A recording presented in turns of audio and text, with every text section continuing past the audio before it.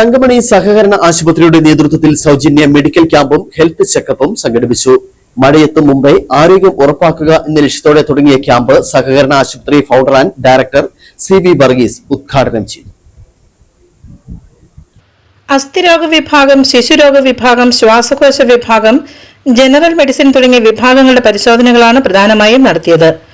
തങ്കമണി സഹകരണ ആശുപത്രിയുടെ നേതൃത്വത്തിൽ സംഘടിപ്പിച്ച ക്യാമ്പ് സഹകരണ ആശുപത്രി സ്ഥാപക പ്രസിഡന്റ് CV വർഗീസ് ഉദ്ഘാടനം ചെയ്തു. ഡോക്ടർമാരെന്ന് കണ്ടെത്തുന്ന രോഗങ്ങളെ നടത്തുന്നവർക്ക് അവിടെയുള്ള ആശുപത്രി ചികിത്സാ സംവിധാനത്തിലേക്കുള്ള ക്രിയയുണ്ട്. അതിനായി യുവകളിലേക്ക് രോഗനിർണയം നടത്തുക എന്നതാണ് പ്രധാന ലക്ഷ്യമാകും. മഴക്കാല പൂർവാരോഗ്യ രംഗത്തേക്ക് കടക്കുക എന്ന ലക്ഷ്യത്തോടു കൂടിയാണ്. രാവിലെ 8 മുതൽ ഉച്ചയ്ക്ക് 1 മണി വരെ നടത്തിയ ക്യാമ്പിൽ നിരവധി പേർ പങ്കെടുത്തു.